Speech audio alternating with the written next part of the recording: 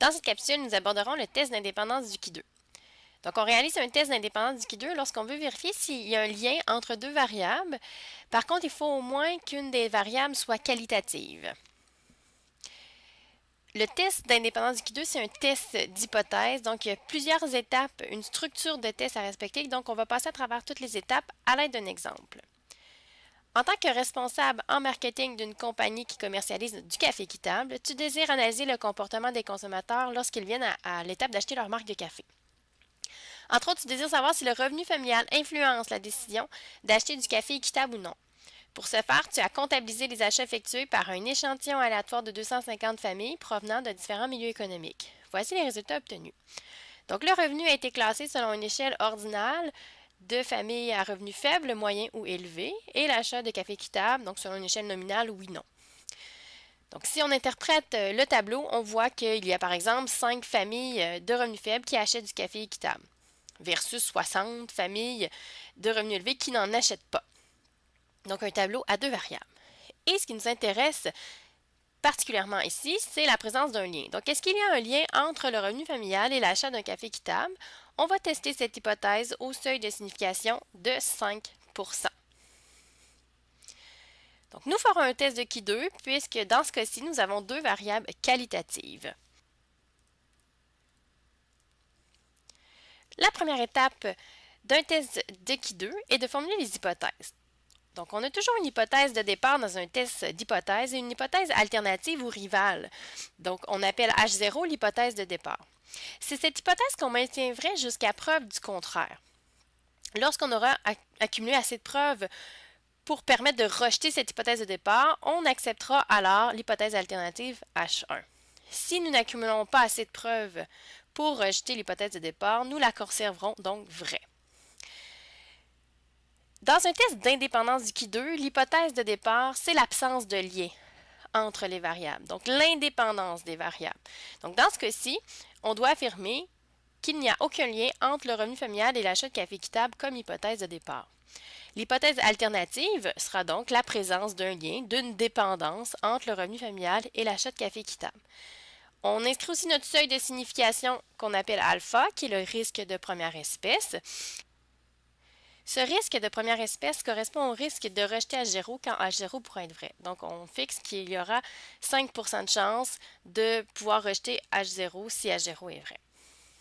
Il y a un autre risque présent dans un test d'hypothèse, un risque qu'on appelle bêta, un risque de deuxième espèce. On le verra plus tard. Donc, vient l'étape 2 de calculer les effectifs théoriques en supposant H0 vrai. Donc, on va calculer des effectifs théoriques et non pas des fréquences relatives, donc des quantités de familles qu'on devrait s'attendre à trouver dans chacune des catégories s'il n'y a pas de lien entre nos variables. Pour comprendre le principe, il faut s'attarder un peu aux données qu'on a obtenues en échantillon. Dans notre échantillon, on a 50 familles qui ont acheté du café équitable parmi 250. Donc ça représente 20 % de nos familles d'échantillons. Donc, s'il n'y a pas de lien entre nos variables, et c'est ce qu'on a supposé jusqu'à preuve du contraire, on doit s'attendre à retrouver 20 % des familles à revenus faibles qui en achètent, 20 % des familles à revenus moyens qui en achètent et 20 % des familles à revenus élevés qui en achètent. Par contre, 20 % c'est une fréquence relative, ce n'est pas une quantité de familles. Donc, ce n'est pas un effectif. Donc, pour trouver cet effectif-là, on va prendre notre 20 % et on va multiplier par le nombre de familles qu'on a de revenus faibles, moyens et élevés dans l'échantillon. Donc, on fera donc 20 % de 69, 20 % de 91 et 20 % de 90 pour trouver les effectifs théoriques de chacune des catégories de revenus. Donc, ça signifie que s'il n'y a pas de lien entre les variables, 20 % des familles achètent du café équitable, donc 20 % des familles à revenus faibles, c'est 13,8. 20 % des familles à revenus moyens, ça en fait 18,2. Et 20 % des familles à revenus élevés, ça représente 18 familles. Comme ce sont des effectifs théoriques, on garde une certaine précision au niveau des décimales, donc on n'arrondira pas nécessairement à l'entier. C'est le même principe pour les autres effectifs théoriques qui restent. Dans notre échantillon, il y avait 200 familles qui n'ont pas acheté de café équitable. Donc, sur 250 familles, ça représente 80 %. Donc, s'il y a une absence de lien, on devrait s'attendre à avoir 80% de nos familles à revenus faibles qui n'en ont pas acheté. 80% de nos familles à revenus moyens qui n'en ont pas acheté. Et même principe, 80% de nos familles à revenus élevés qui n'en ont pas acheté.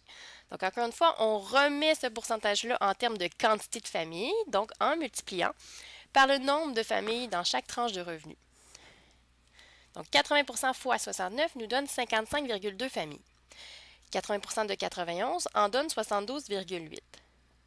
Même principe pour le 72. Nous avons donc trouvé nos effectifs théoriques et pour un esprit de synthèse, donc on peut le fusionner dans un seul tableau, observé à gauche d'une barre verticale et les théoriques à droite. On pourrait aussi faire deux tableaux distincts, un tableau pour les observés et un tableau pour les théoriques. Après avoir calculé les effectifs théoriques, on en est à vérifier la condition d'application pour un test de Qui 2. Donc, dans un test de Qui 2, il n'y a qu'une seule condition à vérifier. Tous les effectifs théoriques doivent être supérieurs ou égaux à 5. Donc, je regarde les effectifs théoriques qu'on a calculés et ils sont tous supérieurs ou égaux à 5. On peut donc se lancer dans le test du Qui 2 et avoir une conclusion qui a du sens. Si la condition n'est pas respectée, on a deux options, soit de fusionner des catégories pour essayer de justement faire gonfler l'effectif théorique qui cause problème, donc ceux qui sont inférieurs à 5, ou on pourrait aller chercher un plus gros échantillon, donc relancer un peu notre étude pour gonfler l'échantillon, ce qui aura comme conséquence d'aller gonfler aussi les effectifs théoriques.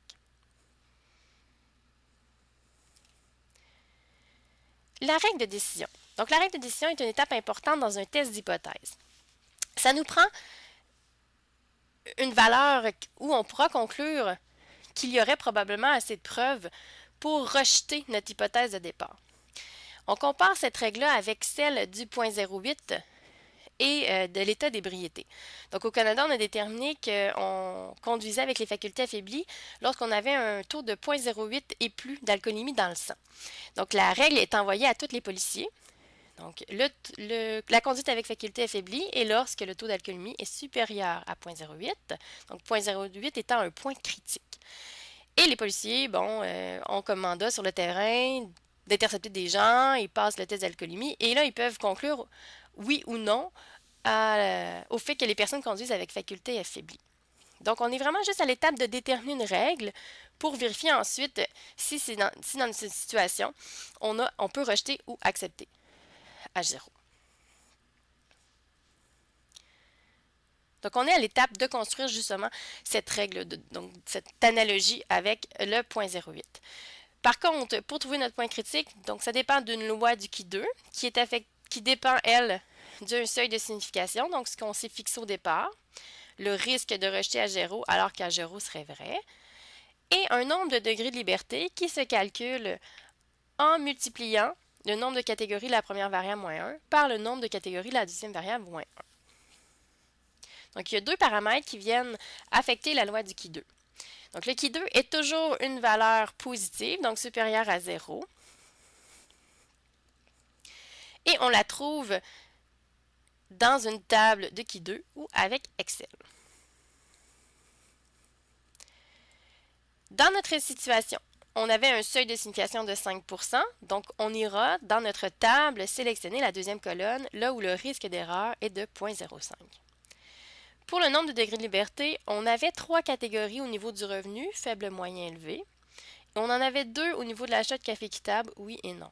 Donc notre calcul sera donc 3 moins 1 fois 2 moins 1, ce qui nous fait 2 degrés de liberté. On ira donc à l'intersection de 2 degrés de liberté et de 5% pour trouver le point critique.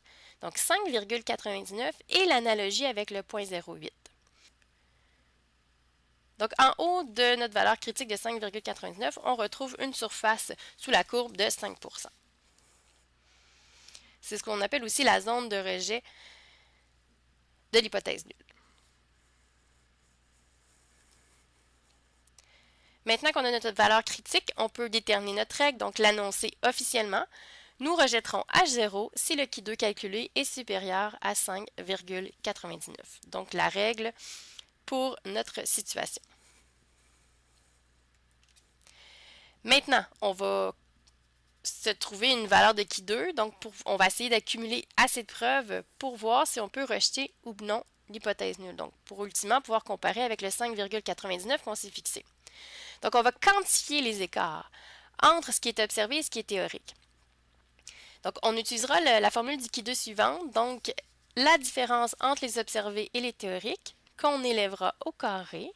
Et on relativise ça en divisant par l'effectif théorique. On fait ça pour toutes nos catégories, donc on additionne ces éléments-là pour former le qui 2.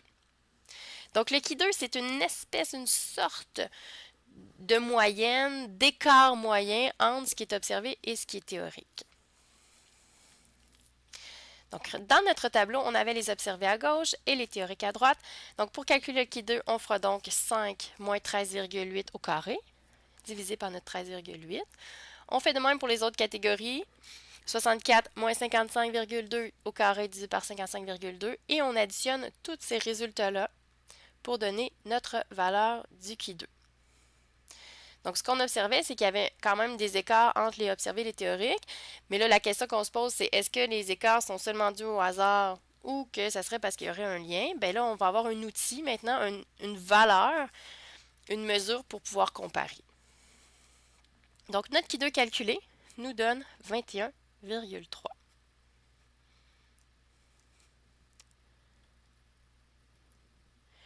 Donc, l'idée, c'est que plus les fréquences observées s'éloignent des fréquences théoriques, plus la valeur du Q2 est grande.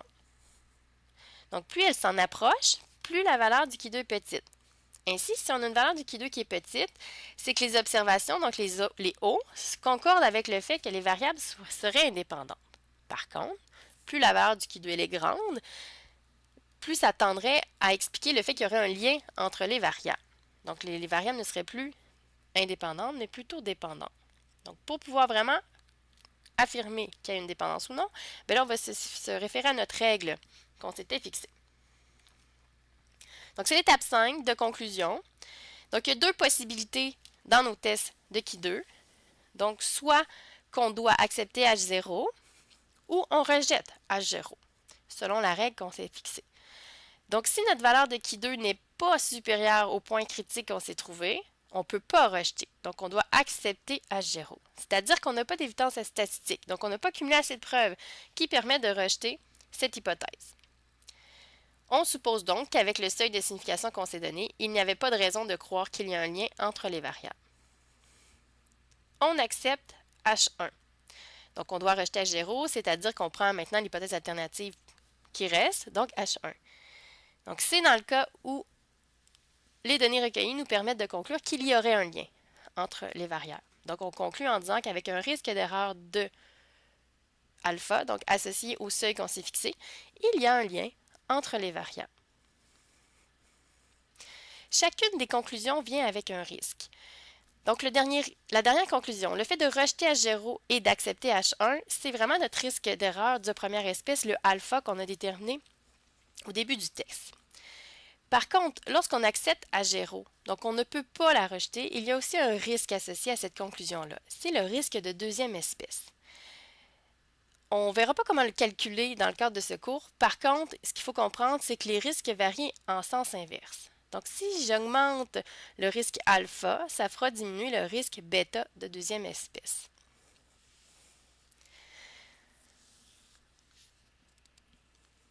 Donc, si on utilise l'analogie avec le système judiciaire pour comprendre les deux types d'erreurs possibles, le seuil de signification, donc l'erreur de première espèce alpha, ce serait l'erreur qu'on pourrait faire en condamnant un innocent. Et l'erreur de deuxième espèce bêta, ce serait l'erreur qu'un jury pourrait commettre en acquittant un coupable. Donc, pour comprendre que les risques d'erreur sont liés, qui varient en sens contraire, avec le système judiciaire, on est capable un peu de visualiser la chose. Donc, si je trouve plus important de ne pas condamner un innocent, je vais mettre des règles plus sévères. Donc, en analogie, ça sera un qui 2 critique plus difficile à atteindre, donc plus élevé. Et ça aurait comme conséquence, probablement, d'acquitter des coupables plus souvent. Si au contraire, je voudrais m'assurer que les personnes coupables ne soient pas libérées acquitter trop souvent, ben, ce que je vais faire, c'est que je vais alléger mes règles et ça aura comme conséquence ben, de condamner des innocents plus souvent. Donc, plus alpha est élevé, ben, ça fera diminuer l'autre risque d'erreur. Dans notre situation, notre règle de décision était de rejeter H0 si le Q2 calculé est supérieur à 5,99. On a calculé un Q2 calculé de 21,3. Donc, comme 21,3 est supérieur à 5,99, on rejettera H0. Donc, on va accepter l'hypothèse H1. On va donc affirmer qu'avec un risque d'erreur de 5%, il y a un lien entre le revenu familial et l'achat de café équitable.